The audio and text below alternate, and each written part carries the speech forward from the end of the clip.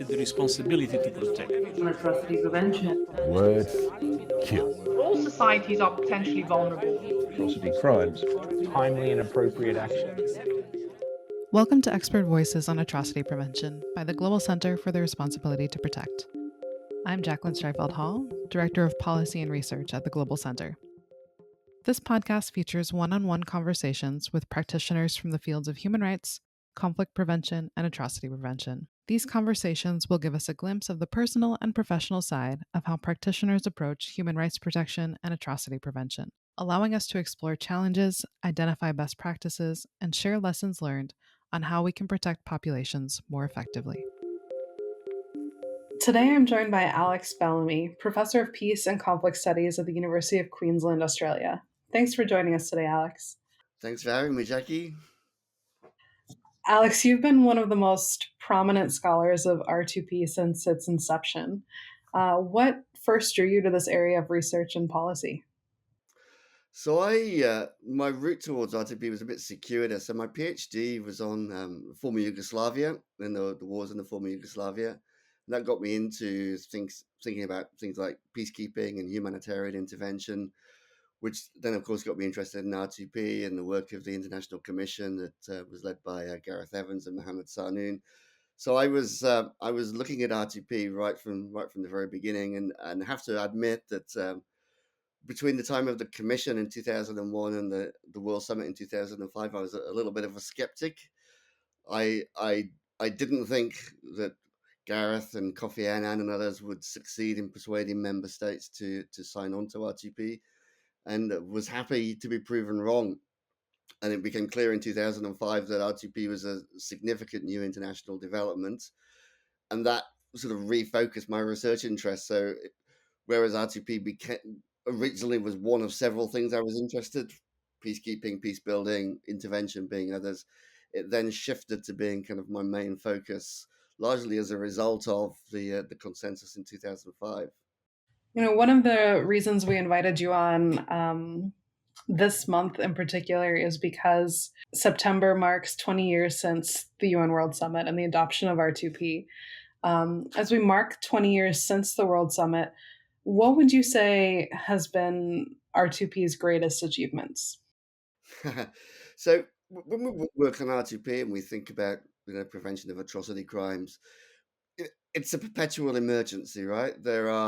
It is the nature of the work that we do in relation to R2P that there is always an emergency, always somewhere, and always a keen sense that international responses aren't adequate, because we live in a world that isn't perfect. We live in a world of politics, of clashing values and interests, where even when those values and interests are aligned, responding to atrocity crimes or preventing atrocity crimes is difficult business.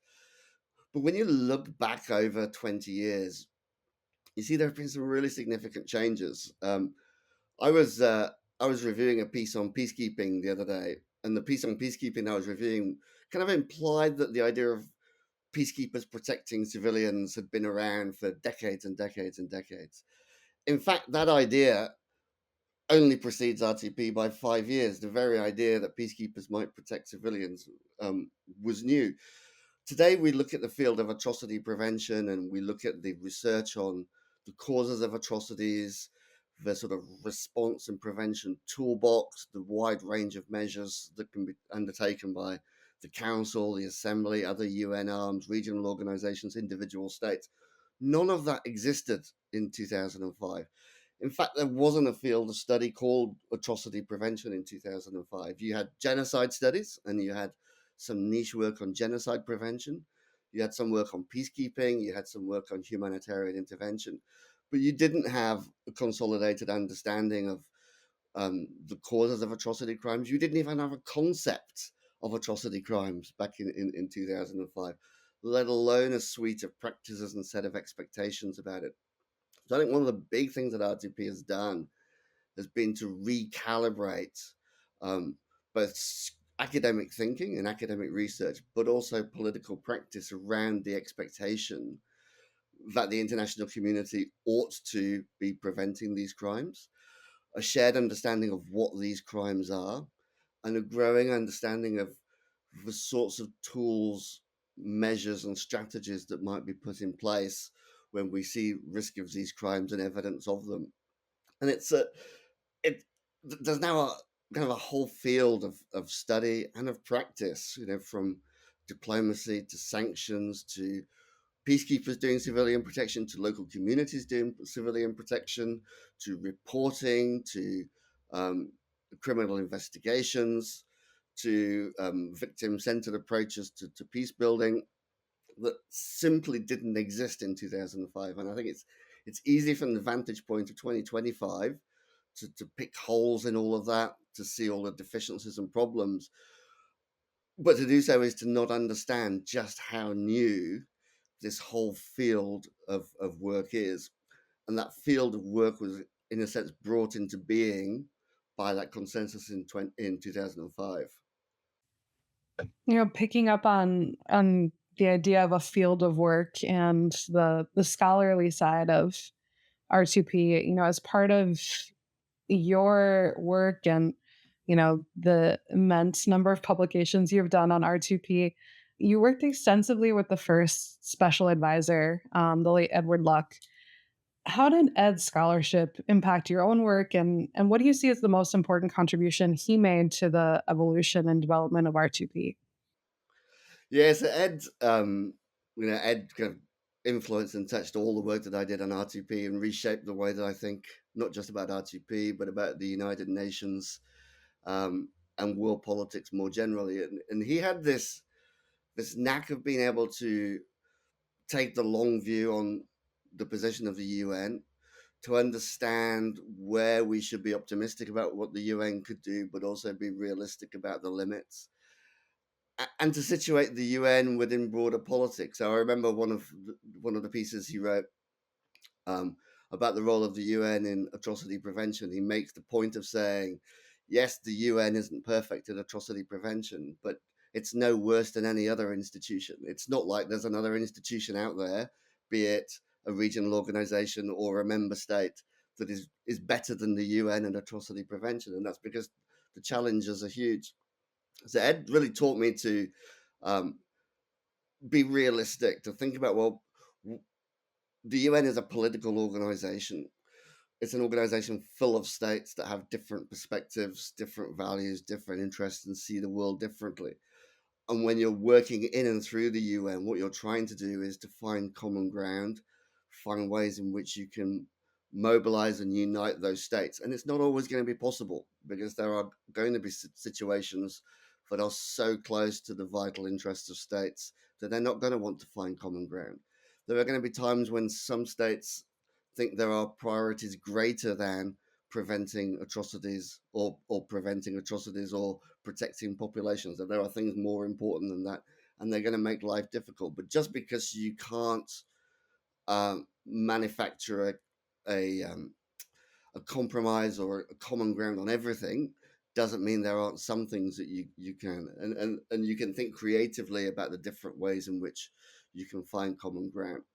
And that gets me to really the first thing I learned from Ed about sort of R2P and consensus building, was to take seriously the objections of states that disagree with you.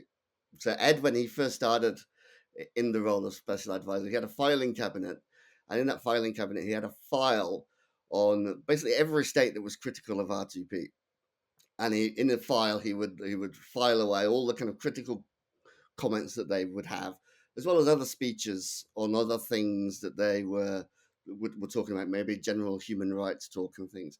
And he made a point in this first year of spending much more time with states that were critical of R2P than with states that were supportive of R2P, because he understood that if R2P was going to have a long lifespan at the UN, you had to build consensus. And the only way you could build consensus was by paying lots of attention to what the critics were saying and taking their concerns seriously, and thinking of ways in which you can sell R2P in a way that they might be comfortable with, understanding that you're trying to lay some foundations. You're not reaching for the endpoint immediately. You're understanding that this is something that you want to have a lifespan, and you want to lay some foundations. So with that information, and Ed, I remember once going to a reception with Ed where he literally walked in the door and then was kind of pigeonholed by half a dozen sharply critical ambassadors and basically spent the entire evening standing in the corner debating RTP with them. This was the ambassadors of places like Venezuela and Sudan, for which Ed was criticized at the time. I mean, people criticized him for spending so much time with the critics and said, well, he needs to be working with the like-minded more. But Ed's view was always, from a UN perspective, was of thinking, well, we've got lots of principles on which the like-minded agree. What makes RTP different from those is this is something on which we have consensus from 2005. And he used that in then framing that 2009 report of the Secretary General, which frames the language that we still use to talk about RTP. And again, when we think about the history of RTP, it's worth remembering that it's not until 2009 that we get things like the three pillars, like the idea that R2P is an ally, not an enemy of sovereignty. And those, of course, are ideas that Ed embedded in the Secretary General's report. And Ed was always very clear on things like the three pillars. He was always very clear in saying, but this isn't what the states have agreed. You won't find the three pillars explicitly mentioned in the World Summit Agreement. This is the Secretary General's interpretation. This is a way of thinking about the three pillars that then states accepted. And what's really interesting, and when I read the Global Centre's report of the GA debate this year on R2P, is just how deeply embedded those concepts and terms and ideas now are in the way that states, both friends of R2P and those more critically minded of R2P, those basic terms created by Ed as a kind of a foundation for consensus, are still, even as kind of international consensus on a whole lot of things, including R2P, is fragmenting, that those terms are still there and they're still the common language that states use to debate and evaluate R2P. It was really an incredible report. When you work in the weeds on R2P for so long, like, you obviously, it's canon. You read it, you understand it, and then you kind of forget it beyond the three pillars. And I remember last year I was rereading the report, and there were so many things that today people present as sort of new ideas or things they've considered on ways to improve on R2P. And it was all there in the report, like very clearly articulated, very eloquent, all straight from Ed's mind onto paper. And so it was sort of incredible how much of that 2009 report has stood the test of time. Yeah, and Ed was a great believer as well, as that you had to confront things head on. You couldn't shift things away. So in 2009, he's trying to conceptualize the whole thing, including taking on some of the difficult issues. But it was Ed, when in the wake of the Libya intervention, when the whole issue of Pillar 3 was incredibly controversial, it was Ed that persuaded the Secretary General that the next report needed to be on Pillar 3, that they needed to address those issues sort of head on. And what was remarkable about that was, again, you had a report in the wake of the Libya controversy that sort of set out Pillar 3 and located the use of force within the broader range of Pillar 3 measures and identified the two elements of Pillar 3. And that report went down quite well. I mean, the critics were critical, but given the context of 2012 and the immediate aftermath of Libya, again, it was telling that lots of member states got up to speak. Most of the member states welcomed the Secretary General's report. And it provided a catalyst for a debate at the time. Then, of course, Brazil was introducing the idea of responsibility while protecting, and so there was a commentary on that in the report. But Ed was always very much of the mind that you needed to have these debates front and center. And R2P, in a way, he often said this, R2P should make governments uncomfortable, because it's precisely because governments aren't doing enough to protect populations from atrocities that we need R2P. And so you need to have those uncomfortable conversations. And if everyone's feeling happy and comfortable all the time, then you're not really doing your work. You've got to push a little harder. So Ed would always combine the kind of search for consensus with then a pushing. So one of the things I mentioned, this file that he had, one of the things he used to do with his file is when the government would say something critical about R2P, he would find something else that they've said about, say, how they support human rights, for example. And he would make an appointment with the ambassador, and he'd go and sit with the ambassador and say, well, look, you've said this about R2P, but 3 months ago you said this about human rights. So how can you be opposed to R2P but say that you're in favor of fundamental human rights when R2P is also embedded in the charter? And then he'd use that as an opportunity to have a conversation. And there's a whole set of states that shifted. States like, for example, Malaysia is a good example, that shifted from being initially quite skeptical about R2P to them being kind of not necessarily one of the key supporters, but at least kind of understanding that this was a direction the UN ought to be moving in. To turn a little bit to your own work, you've often emphasized the importance of regional actors and local ownership in atrocity prevention. What are some success stories or promising examples of this approach? And how do you think R2P can be better localized without losing this kind of global commitment? Yeah, of course. I mean, R2P, like the history, you can tell the history of R2P in all sorts of ways. And one of the ways of telling the history of R2P is from an African point of view, of seeing, in most accounts of R2P, start in or around Rwanda. But from Rwanda on, there's also an African story about how the AU, of course, developed its own concept of sovereign responsibility and embedded that in the AU Charter. And how on a whole lot of ways, when we think of the practice of prevention and the practice of civilian protection, the AU attempted to be ahead of the UN. So in developing protection mandates in peacekeeping, in developing more coercive responses to imminent atrocities.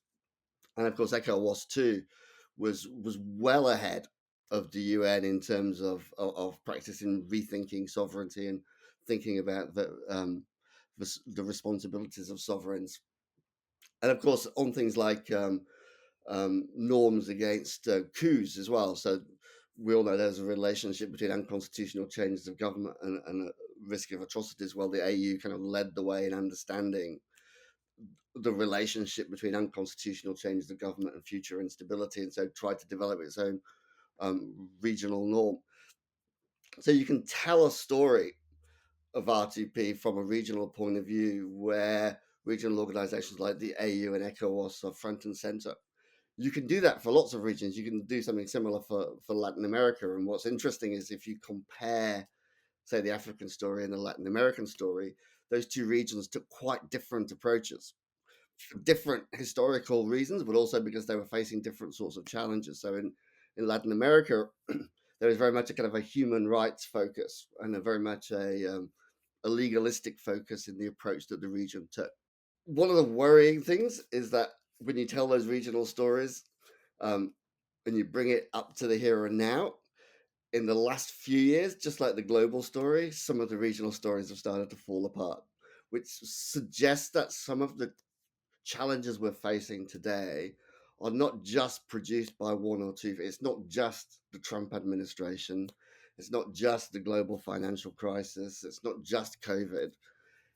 You've got things happening at regional levels as well. So if we were telling the Africa story, there's a story about how in the last 5 to 10 years, the project of African regionalism has started to go off the rails a little bit too.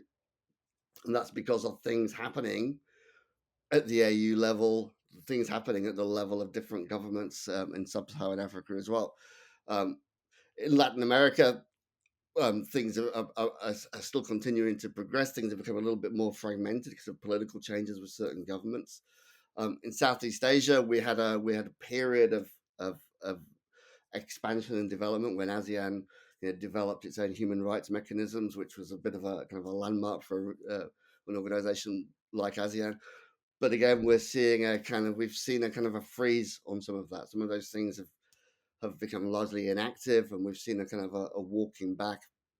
So the regional level is absolutely crucial because for something like R2P to survive, it has to be kind of internalized and adopted by individual states, by their societies. Societies have to come to a view that they expect their governments to do certain things to prevent certain atrocity crimes, both at home, but also to play a role in the region. Of course, if societies don't expect their governments to do that, it's unlikely that governments will feel the need to do it. So local ownership and regionalization is absolutely fundamental in making the principle sustainable in the long term. But what that's going to mean, what it's already means, is that the principle and the way in which it's implemented is going to be slightly different from place to place. Different places are going to understand it differently, and in particular, they're going to understand what the best pathway to furthering it is going to be. And that's how it should be, because every region has a different history, has a different geography, has different sets of kind of core norms and values, and there is no one single pathway to implementing R2P. So that's why regionalization is crucial. And when you think about the UN as well, the UN can only go as far as its member states are allowing it to go. So the UN will go as far as member states themselves have kind of socialized the norm and have themselves taken on responsibility for implementing the norm. If the more that they take on that responsibility in their own way, the further the UN can go. The more that they back away from that, then the more constrained the UN's going to be. Yeah, and definitely. I'm also just thinking in terms of the Security Council and the degree to which they defer to the regions, which, I can think of cases in West Africa where ECOWAS was really very forward thinking, and that produced a positive result for places like Cote d'Ivoire and Guinea and Senegal, Mali too in the beginning, versus the role of ASEAN in Myanmar, where it seems like 3 years, no, 4 years later, the council's still deferring to what ASEAN wants and letting them take the driver's seat, but they don't really want to do much.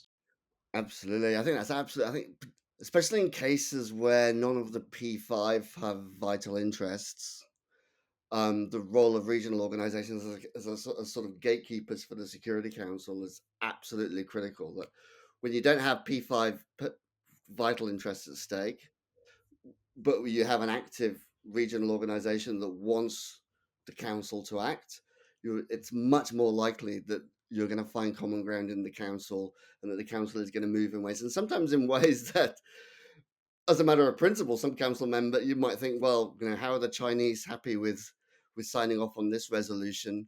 Yet you'll find that where you have an active regional organization, and where, say, China or Russia or the States don't have vital interests, that they are prepared to move, because as well, the council has a corporate interest in its own legitimacy, right? That it understands that where you have active regional organizations that want to do things, if the council just blocks the regional organization, eventually the organization is just going to go off and do it anyway without the council, and the council's centrality will be undermined.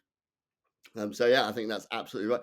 Of course, there's a thick red line on the gatekeeper role of regional organizations when it comes to crises where P5 members have vital interests or think they have vital interests. And Syria is the kind of classic example there, where you had for a moment a surprisingly activist Arab League, but that didn't persuade the council.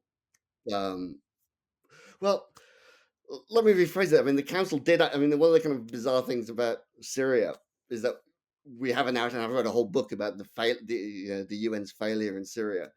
Yet the council did pass dozens of resolutions. Some of those resolutions referenced R2P and civilian protection. Some of them in the history of the council were sort of landmarks, like the council disarming Syria of its chemical weapons, authorizing the delivery of humanitarian aid without the consent of the government. Now, those things didn't work, but if you look at the history of the council had never done that before in its entire history. Yet on Syria, where you have the vital interests of the US and Russia at stake, where you have three of the P5 disagreeing on almost everything and thinking that this is a major crisis for their own geopolitical interest. Even there, humanitarian considerations was enough to get the council to adopt multiple resolutions and even do some innovative things. As I say, they weren't successful, but the very fact that these states thought that they ought to do something, they ought to find common ground, tells you something about the shifting kind of moral and normative basis of world politics. They wouldn't have, the point being, they wouldn't have felt the need to do something 30 years earlier. 30 years earlier, the council probably wouldn't have even met on Syria. And if it had, its first dozen meetings would have been debating whether Syria really should be on the agenda or not. And that's because of that normative shift.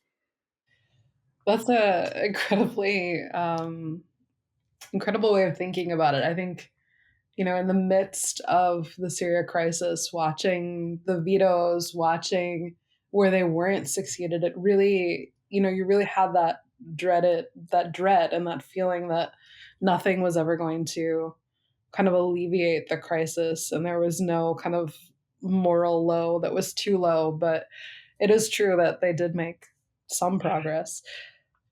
Yeah, this is one of the things that I learned. Another one of the things that I learned from Ed was when you look at like the history of the UN and how quickly things have changed. So you compare that, even if you go back to the 90s and you think UNPROFOR in Bosnia. So in the 90s, you have a UN mission called the UN Protection Force. That's its name, but it doesn't actually have a mandate to protect civilians.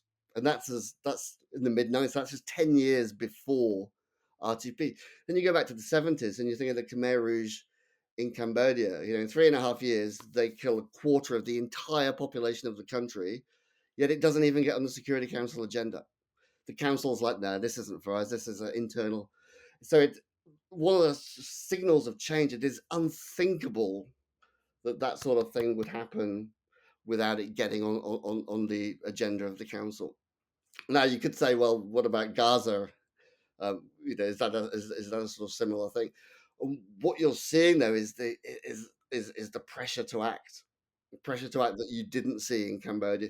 So yeah, Gaza, you have a situation where you have one of the parties in a deep and close relationship with one of the P5, and that has always been a block on action. Russia, the States, China have always protected their close allies.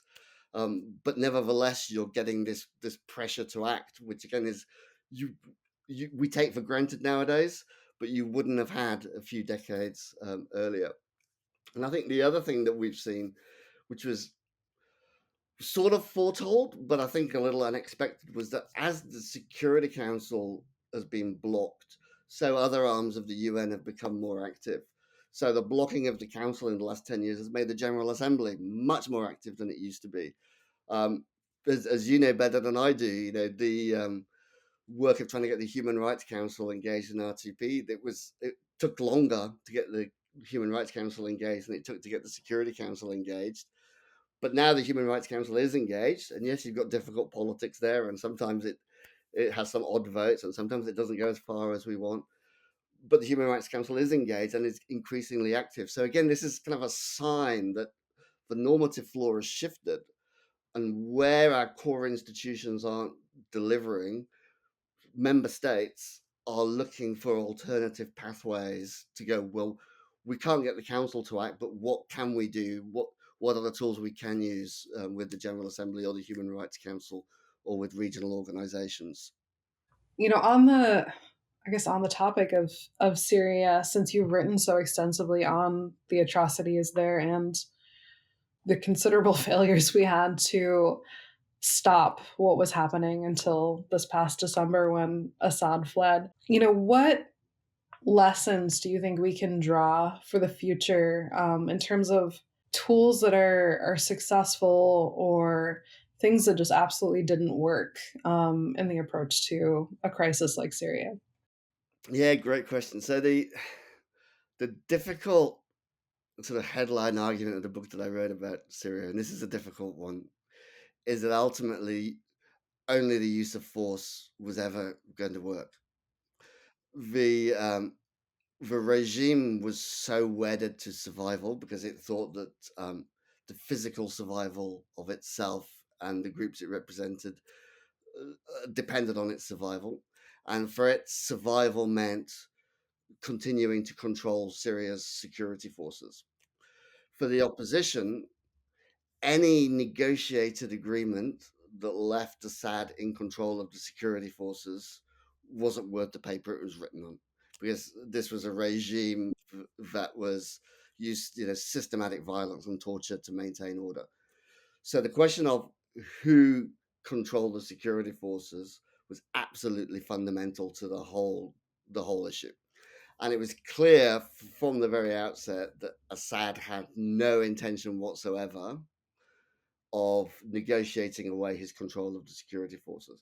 The only thing that could push him and the regime to move on that was the realistic prospect or actualization of military defeat.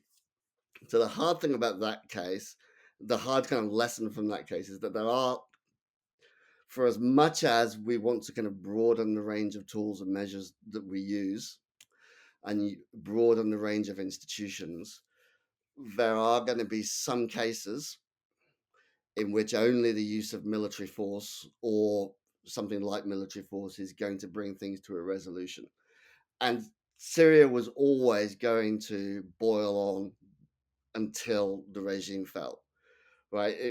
It came sooner than I thought it would, but it was always going to be the case that the opposition there were always going to keep going, even if it had taken decades to get there, because the regime was just, this was a regime based on torture and violence. It's not based on any kind of grounding of legitimacy.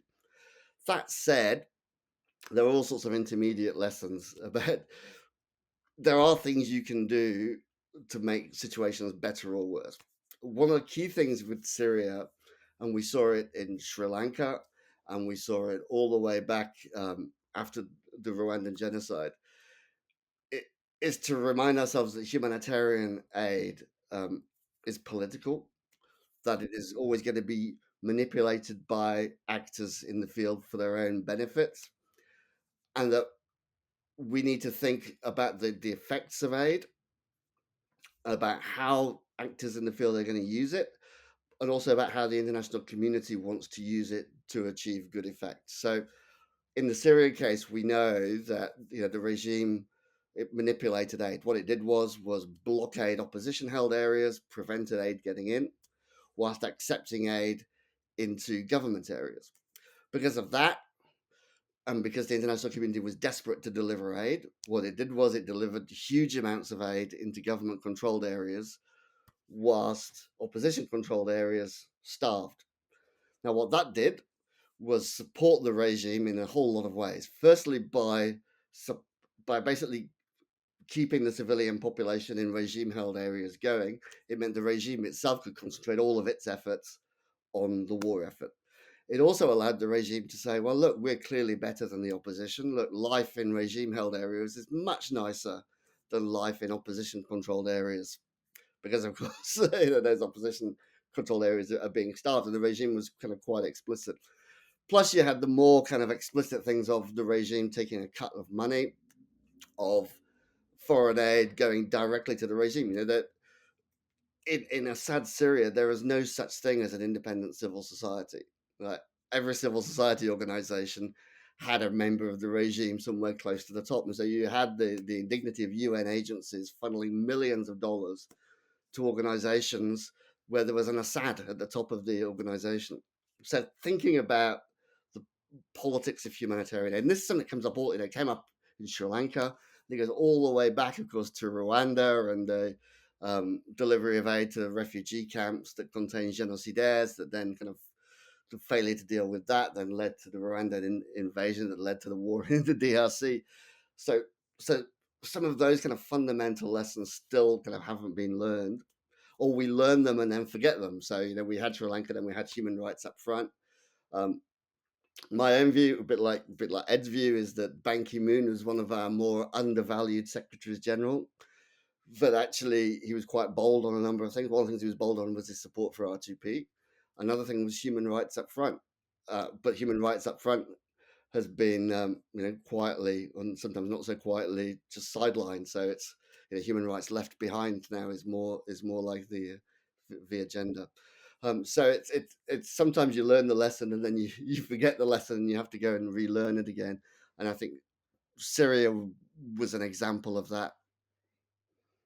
I was just thinking, you took the words out of my mouth on Ban Ki-moon, because when you made the point earlier about um, Ed pushing for that report on the third pillar, I just feel like something like that would receive so much resistance from the Secretariat at this stage of like, oh, that's too political, it's too risky.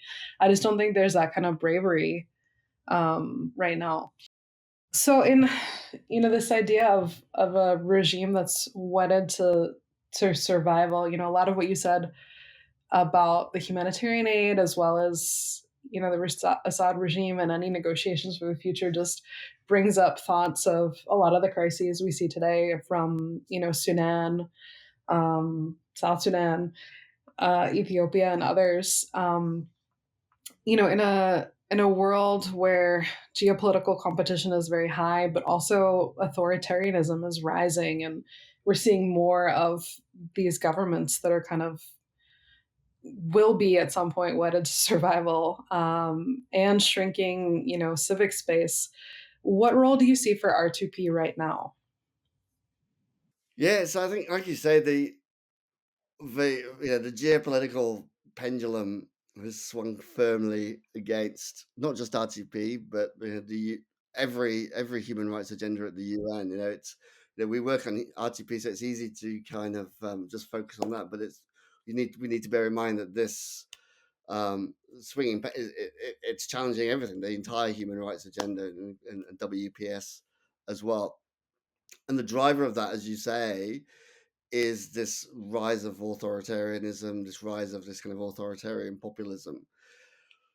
So what's the role of RTP? Well, firstly, it matters that we continue to use the language, that states who are committed to the principle remain committed to the principle, and that even acknowledging a time of constraint, as you say, that we remain brave in having difficult conversations and trying to explore options that are available. So that we don't kind of abandon the field, if you like, that the conversations keep happening, that we keep trying to do what we can, acknowledging that there are more difficult constraints at the time, and that you know the council is blocked. So let's look at what you can do with the GA, what you can do with the Human Rights Council, also reinvigorating a debate about regional organisations, putting this back on the hands of regional organizations, saying, well, is this where you want your region to go, or what are the pathways? So that's the first thing is and recognizing at some point that pendulum will swing back again. At some point, populism is going to run its course. It's seeming popular now because we've had the washout of the GFC, COVID. The idea of liberal democracy seems unfashionable because a lot of people are going, well, liberal democracy didn't actually make our lives better. Actually living standards are going down. And so people turn to populism because they're angry at the failure of liberal democracy. But populism also doesn't have any of the answers. So, and people are going to get to that. So you're already getting in places that kind of came to populism first, like Turkey, for example. You're seeing now, they were one of the first to move from kind of democracy to a form of authoritarian populism, and now they're moving back again. People are now protesting in greater numbers against Erdogan, going, well, actually, this hasn't made our lives better. It's just brought cronyism and corruption and economic collapse.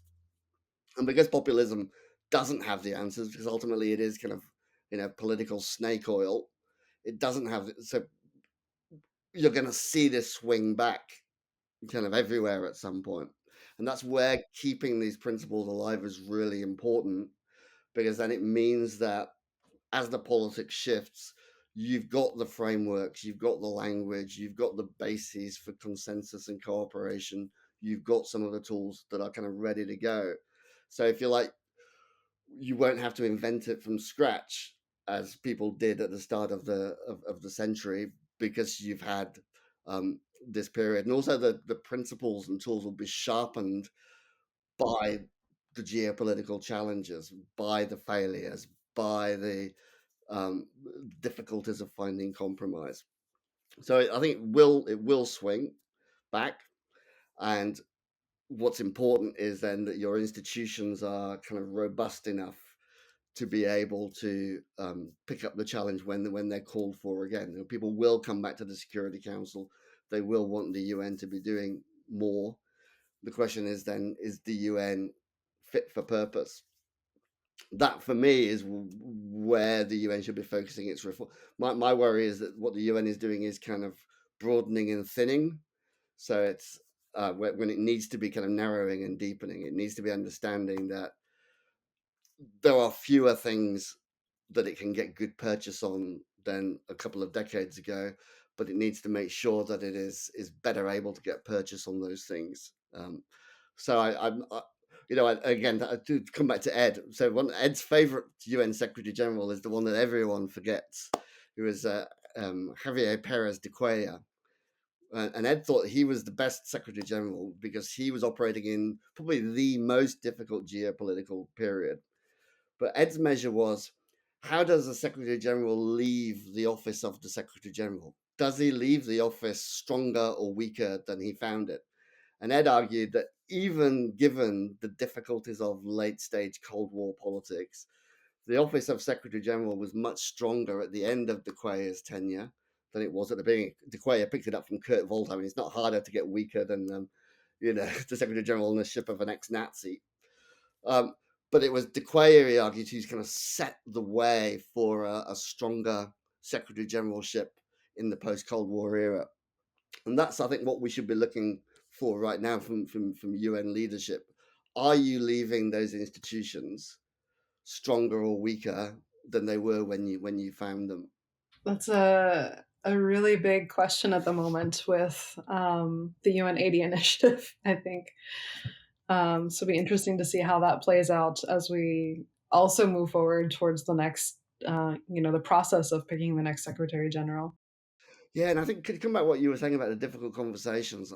My worry is that by avoiding those difficult conversations, by broadening everything out, um, you, you you hold a degree of consensus, but nobody thinks the UN is the institution that you would turn to for solutions anymore. It becomes just a place where you just work on language that isn't really going to commit anyone to anything, but isn't going to challenge anyone, but isn't going to push anyone to do anything that they wouldn't ordinarily do. So you have this impressive sounding consensus, but it's not actually a consensus to do anything.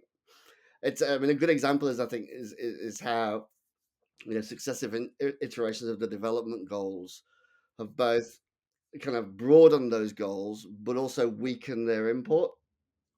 So there's more goals than there used to be, but there's a less clear expectation that these goals demand that states do certain things. And the whole point of the SDGs at the very beginning was to have a narrow set of goals that were actionable, that you could hold states accountable for. And it seems to be that that's kind of happening across the board, particularly in the peace and security domain of the UN, that you're getting a kind of a broadening. And Ed used to call this, the classic, he used to call it, whenever you write something for the UN, everything has to become everything. And he said of his own reports that, you would start with a report, it would go into the system and you'd have to add in paragraphs on everything. But you hope that there's a kind of a kernel still there of the original. And you see that, I think, particularly at the moment, as I think the leadership has lost something of its kind of moral bearings, lost something of a kind of a sense of direction, and that's kind of reflected then in some of the ideas coming forward for the UN at 80.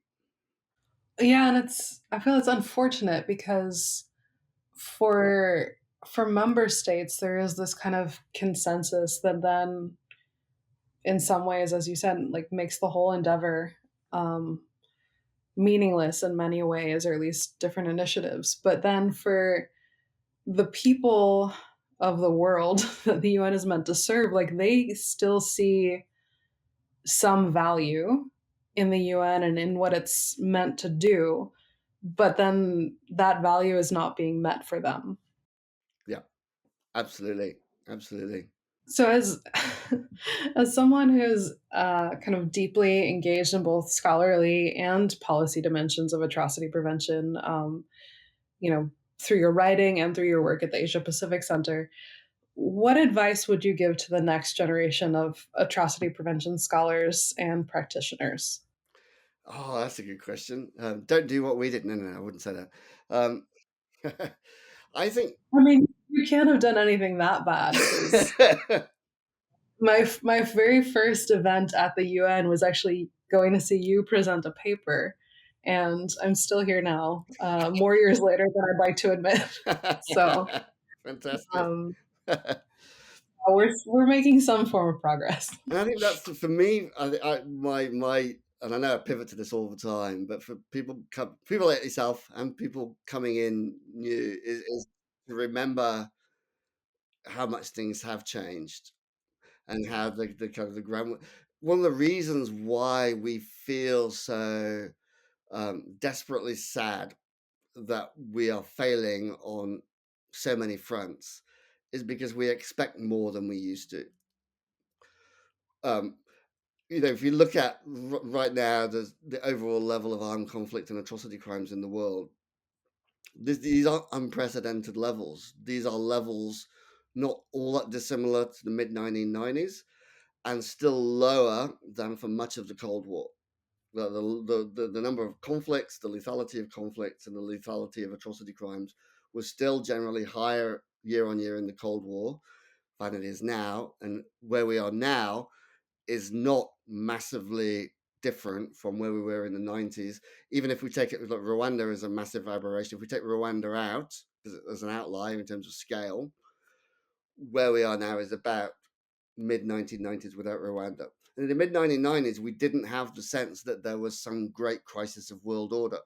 In the mid 1990s, we're like, hey, world order's great, Cold War's over. And yeah, there's a few civil wars that the UN's not doing a good job of dealing with.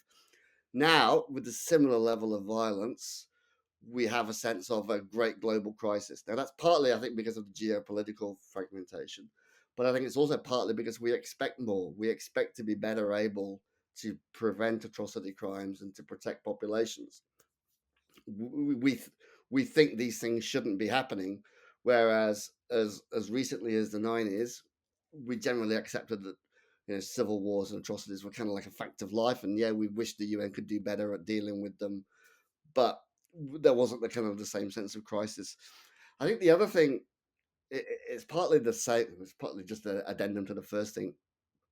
Is I think for scholars, we've now got 20 years of evidence, and I think too much of our study has either been at the theoretical level or at the level of individual cases. And I think particularly on individual cases, we need that, and we need more of that, and we need more fine-grained analysis so that you can kind of understand where the sources of prevention and protection might be, and sometimes they might be in unusual places, and what outsiders can do to better support local sources of prevention and protection. But we also need an empirical assessment of the overall trajectory. That is to understand how and why things overall have changed. So I looked a little bit at this. I couldn't quite join the dots, but there are two sets of questions. One is about the overall trajectory of atrocity crimes, and the other is the overall trajectory of international responses. When you look at those two things, it's clear that from 2005 to today, we've gone through kind of three stages. The first was from 2005 till about 2012, where, again, for you and I, we look back and we go, look, were we right when we were saying things like things are getting better, there are fewer atrocity crimes, there's more international cooperation? Did we dream that up, or were we right? Well, actually, you go back and look at the data, and it was clearly right that from the mid 90s through to about 2012, you had a significant and sustained decline in atrocity crimes and armed conflict. Now, that decline starts before R2P. So, interestingly, R2P itself is a product of whatever was changing in world politics to bring about that decline, right? So, you have a peak in the 90s and then a decline. And clearly, states are saying, we need the international community to do better at preventing these crimes and responding to it. And R2P is a product of that. And R2P 2005 happens around about the middle of that decline, but it's sustained till about 2012. Meanwhile, if you look at those first few years of R2P after 2005, not very much is happening. Your fantastic global center has done a brilliant job at collating all those resolutions, which I forever using your data sets on this. And in those first few years, there's a couple of general Security Council nods in the direction of R2P, but not much in the way of the council using R2P in relation to specific cases. Then something happens in 2012. We all know what happens in 2012. 2011, 2012, it's the Arab Spring, right? You have half a dozen crises kick on in the Middle East. You've also had the global financial crisis a couple of years earlier. So there's a few places outside the Middle East where you see increasing instability as well, which has to have been associated with the GFC, where you've had the sharp downturns in living standards or sharp escalations in things like the price of bread, for example. That's going to put pressure on social fabric. But what you see from 2012 to about 2016 is the international community actually turning to R2P to deal with an increasing number of atrocity-related crises. So you get an uptick of the number of crises, but you also get an uptick in the number of cases where the Security Council in particular is explicitly referring to R2P. So it goes from no cases to, at its peak, I think there are 9 different country situations where the council's resolutions specifically identify and refer to R2P. I think at the peak, I think it's 9. I think we're back down to 3 now. And then something happens around 2016, 17, in that the number for a while, the number of kind of increasing atrocities peaks. So it's kind of like as if the international community is struggling with this escalation. It's using R2P and it's able for a while to get a kind of a handle on the escalation, and the escalation kind of peters off, but then it kicks off again after 2016. And the other thing that happens after 2016 is the number of country situations where the council is referring to R2P diminishes. So it's almost as if you have a period where the international community is grappling with R2P and trying to respond, and then something happens and it fades away. Now, so the question then becomes, what's going on in that latter stage? Now, one of the explanations that lots and lots of academics come up with is it's all to do with Libya. This was the turn away from R2P. But if you look at the timeline, it's clearly not to do with Libya, because the turn away from R2P doesn't happen until 2016, 2017. It doesn't happen after Libya. In fact, the point I always, you've heard me say this loads of times on Libya, not only did Libya not make the Security Council walk away from R2P, because actually after Libya, the Council refers to R2P in relation to more cases than it had done before Libya. The intervention in Libya doesn't even make the Council walk away from R2P on Libya. That is, there are 2 resolutions on Libya after the intervention that reference R2P. So whatever's going on, it's not Libya. So then you look at the timeline and go, well, what else is going on around this time? And what, of course, is going on around 2016, 2017 is Trump won. So one hypothesis, and I haven't tested, is does that shift kind of, in a sense, undermine? So you've no longer got the US with the Europeans pushing for the Security Council to include R2P. And we know the council is kind of a council of habit, right? So if the P1 is no longer pushing for it, it just doesn't get added in. And the more it doesn't get added in, the more it just gets overlooked. And so you get this steady decline. But one of the interesting things with the decline is it's not been a kind of a willful wholesale decline, that you still have 3 cases where the council still routinely refers to R2P. So it's not as if the council has at some point said, we're not doing R2P anymore, let's get rid of R2P, because it's still there. It's just that council politics has produced a declining number. Now, one of the reasons for that decline is, of course, some of those cases that were referencing, that R2P was referenced in relation to, are no longer on the council's agenda. So it's not even as if in some of those cases the council has said, we're not doing R2P on that case anymore. It's simply that the case doesn't come up. So that's a long-winded way of saying that we can tell this story of these two sets of things going on. And one thing that I've completely left out of that story is the regional level, because you can also tell a kind of a parallel third story about what's going on in different regions, which is equally as complex, and in some regions involves kind of moments of greater cooperation and a fragmenting of cooperation. And I think we've got to get a better handle on understanding what's been going on, why these changes have been happening, and realizing that sometimes these changes happen for reasons entirely unconnected with R2P. That R2P is just one small subset of international politics, and it is very much subject to the kind of the headwinds of international politics. And those headwinds of international politics are very much caused by the headwinds of domestic politics. Ultimately, it matters for R2P which way Pennsylvania votes in a presidential election, for example. So I think we've got to get a kind of a better understanding of where we are and why we're here, in order to then think about, well, how do you navigate what's likely to come in the future?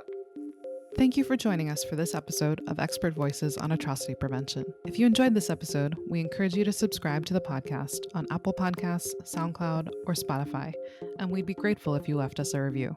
For more information on the Global Center's work on R2P, mass atrocity prevention, and populations at risk of mass atrocities, visit our website at www.globalr2p.org and connect with us on Facebook, Blue Sky, or LinkedIn at GCR2P.